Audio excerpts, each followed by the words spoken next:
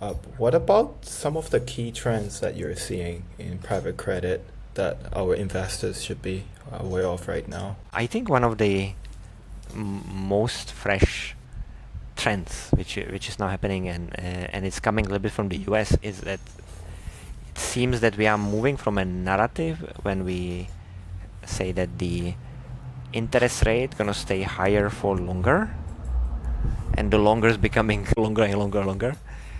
Now it seems to be moving that probably it is a higher is a new normal. Higher interest rate is a new normal, and it's because what is happening around the world with the upcoming election in the US, where we might expect that there's going to be certain tariffs imposed, the globalization topic where the supply chains were like highly integrated across different countries coming from China and then going to the US, going to be divided due to the geopolitical reasons. So this is going to probably, this trend going to be continue. All these things going to rise prices and rise inflation, and all these things will mean when they that the interest rates needs to be higher. So interest rates being higher is a double-edged sword. So there's a good and a bad. The good thing is a good for investors because you can get a better return with a high interest rate generally. So your savings are generating better return. That's great. At the same time, the risk or that downside of it is that not every borrower will be able to afford this higher interest rate for the longer periods of time.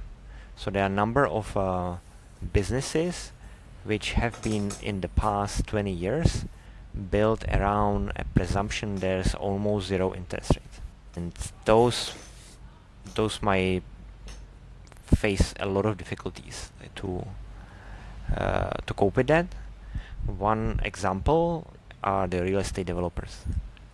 Like real estate developers are borrowing money to finish their buildings, and then they are selling. So they really depend on cheap financing, and the cheap financing is not available right now, and that might create another string of problems.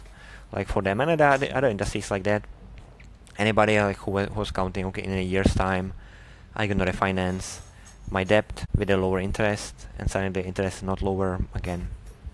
The question is, can the business model sustain this? So the credit managers, underwriters like us, needs to be careful and really check the underlying business models and margins of the business model if they can afford that kind of a pricing, which is currently prevalent in the market. It's quite interesting. We're touching upon the subject of risk management and security right now. While we're on that topic, I think we should also talk about what Kilde does to ensure the security of its investors' capital.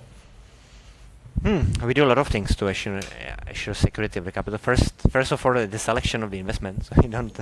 We have an acceptance rate roughly about 10% of whatever investments we start evaluating. A minority of investments make it through the gate actually and become available to our investors. But secondly, the borrowers are guaranteeing their payment to the investors. And the way how they are guaranteeing to the balance sheets. Every borrower has a balance sheet. The balance sheet has assets and liabilities. Our investors sit on the liability side, so they are funding the business on the asset side. So the whole, practically, if there would be a problem with the balance sheet, the holders of the debt, including the private debt, would start to rule the business. Would have a right on the assets on the business. But before that would happen, we don't want that to happen. The investors have a protection which is called a loan covenants. Loan covenants are arrangements in the loan agreements with our borrowers which are measuring financial performance of that borrower, and if that financial performance deteriorates to the level that the covenants below the level of then the investors have a right to recall the capital back, so claw back the capital even before it would become a bigger problem that the borrower wouldn't be able to repay the loan. So there's a protection, big protection number two, apart from our selection process number one, then the loan covenants number two. There's a protection number 3. Majority of the investments, I think almost all of them, with exception 1 or 2, are secured, senior secured. So all of them are senior, but almost all of them are also senior secured. Senior secured means that there is a collateral. So apart that as a debt holder, you have a right on all the assets in case something happens, but collateral means that we have a certain assets which has been flagged and registered and pledged to us and to our investors that we will take in case that the borrower cannot repay the payment, cannot do a coupon payment, even coupon payment cannot make. Then we can take the asset. Breach a covenant as well, we can take the asset. Or they don't repay, they refuse to early redeem somebody who has the right. So we can take the asset, and because the assets against which we are lending, those are highly diversified cash generating assets, then we can take it and actually realize them ourselves. So sell them or run them down or collect all the cash there, and then from that cash repay back the investors. The ratio, sorry, I'm getting a bit technical. The ratio of our lendings against the receivables from that collateral is 1.6 times. So when we give a loan on behalf of investors $1, there needs to be $1.6 of the cash coming from the underlying collateral. So that's how the protective layers are built against the potential case of borrowers defaulting. Yes, these are the multiple protective layers against the borrower defaulting.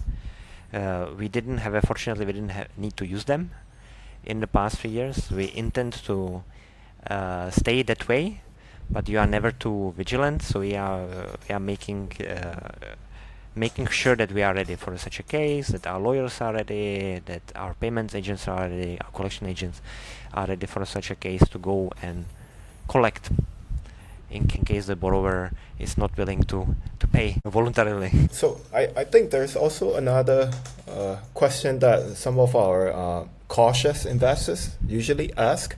It's not about the case of borrowers defaulting. They also ask about the case of Kilde defaulting. So how does that work, Radek? Can you explain a little bit more about that? Sure. So the legal relationship between when the investor invests, the legal relationship is between the investor and the borrower. So Kilde is arranging the relationship through the issuance of the debentures, and Kilde is also managing all the payments and doing all the stuff. But even the collateral is not held by Kilde. This is held by the independent security agent, which is different company than Kilde. Investors' funds, the cash which they have in their investment wallet or investment cash account, is held by the independent trust, Rawlinson and Hunters Trust, and it's the money are held in the DBS Bank, which is the largest bank in Singapore. So in the unfortunate scenario when our business would collapse for some reason, hopefully not going to happen, then the investor has still all the rights for the repayment, but the repayment would be managed by the trustee. The payment agent would continue. Payment agent is Vistra, by the way. It's one of the largest payment agents in the investment industry. So they would continue to collect the payment. They will continue doing.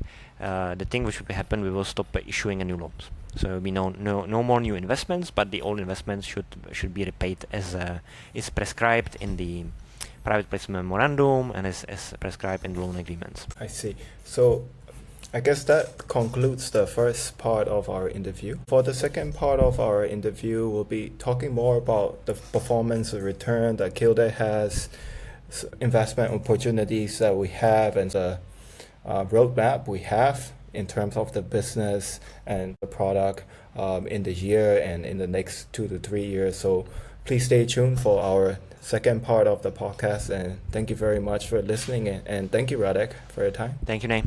It was a pleasure.